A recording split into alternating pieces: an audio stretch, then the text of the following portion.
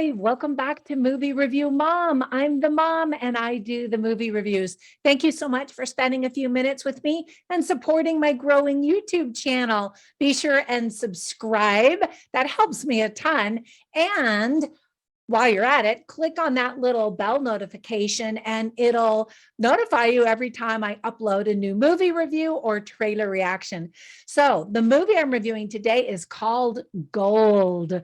This gritty survival drama opens exclusively in theaters on March 11th, 2022. It's rated R and is an hour and 37 minutes. I'm going to give you an overview in a nutshell, and then I'll point out things I liked and didn't, themes worth talking about, tips for parents, movie lines, and even recommendations for other films that are sort of similar that I think you might also like if you like this one.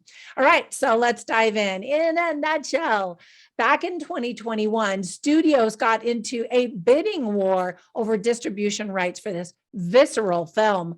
Screen Media Films won. It's a story about when two men discover the biggest gold nugget ever found. The setting is in kind of a dystopian, apocalyptic type of world.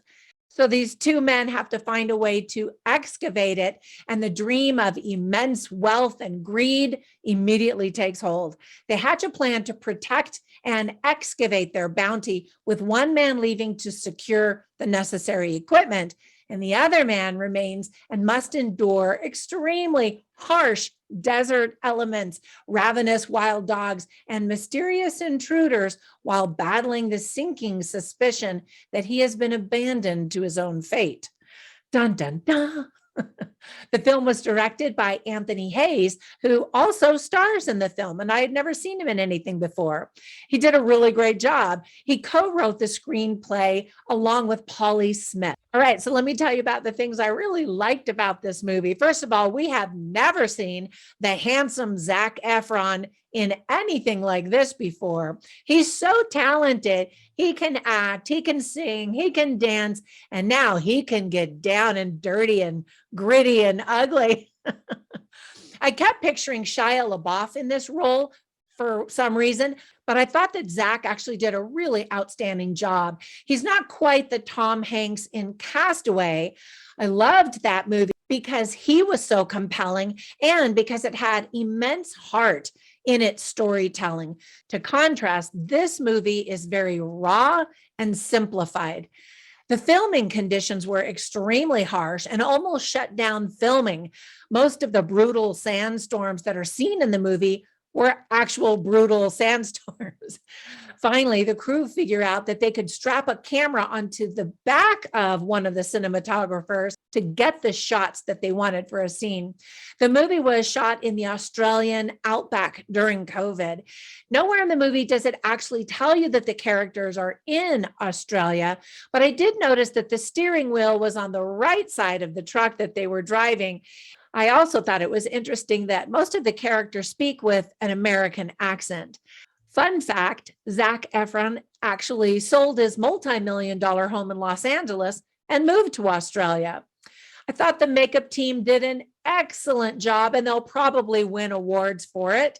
That's probably one aspect of this film that gets most mentioned by movie critics. There are so many flies buzzing around. You can hear them and you can see them crawling on the actors' faces. And so you could really tell that the actors were out there in the wild, in the savage elements, trying to film this movie.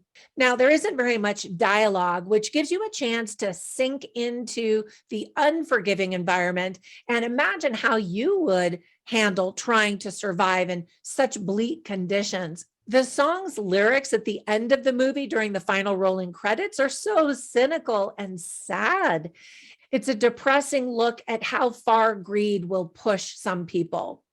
The final scene in the movie is the exclamation point on the statement that the director was trying to make about greed. Message received. Now, there were some things I didn't quite like about the movie. First of all, it is a very slow burn. A lot of people are going to tire of waiting for something to happen, and they may walk out of the theater or turn it off if they watch this on streaming once it goes to video on demand. I always watch through the end of movies so that I can tell you. In some cases, I'll say, oh, keep watching, keep watching. The end will pay off. And the end is interesting. But I recognize that this movie is not going to be enjoyed by all people. Also, we don't really get to know anything about either one of the two main characters to truly root for one or the other or both of them. In fact, Zac Efron's character is named Man One, and Anthony Hayes' character is Man Two. So without real names or backstories, we can easily see how they represent mankind in general. And in fact, the director made a statement that this is a movie about a very critical perception of mankind. This is definitely not one of those feel-good movies. There's a strong pessimistic message that reminds you of the dark side of the natural man.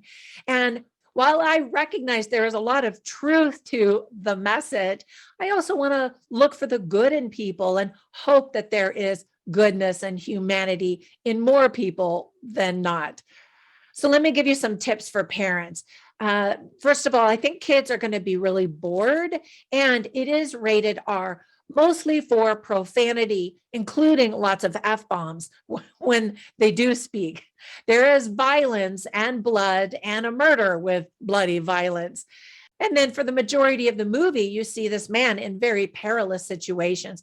Also, he begins to look like a monster, as the sun is baking his skin and he just looks hideous. So some themes that are illustrated in the movie very well, sometimes obviously and sometimes in more of a subtle way, are greed, humanity, predatory animals and predatory people, man versus nature, man versus man, trust, and survival. So my overall movie review grade is a B. So let me give you some recommendations for some other movies that instantly came to my mind as I was watching this one. The first one is Mad Max Fury Road. Now, they are very different movies because Mad Max Fury Road is a big action movie with lots of stuff happening, but the elements are very similar. They're just out in the elements, the very harsh elements, and people are just desperately looking for food and water and have become animals, roaming animals. It got rave reviews when that movie came out. I preferred the original ones with Mel Gibson, but whatever. And then another movie that I thought of is called Three Kings. And it's a story about three American soldiers over in the Middle East when they discover gold and all of the things that happen. So I thought of that one because of that. All right, that's it for my movie review. I hope that if you watch this movie, that you appreciate the message, the cinematography, and the skill utilized in making this film, and the actors' sacrifices for being in such brutal conditions while they filmed. All right, thank you so much for all of your support. Be sure and visit me on my Movie Review Mom Facebook group and check out what I've got going on Instagram. Until the next movie review, bye for now.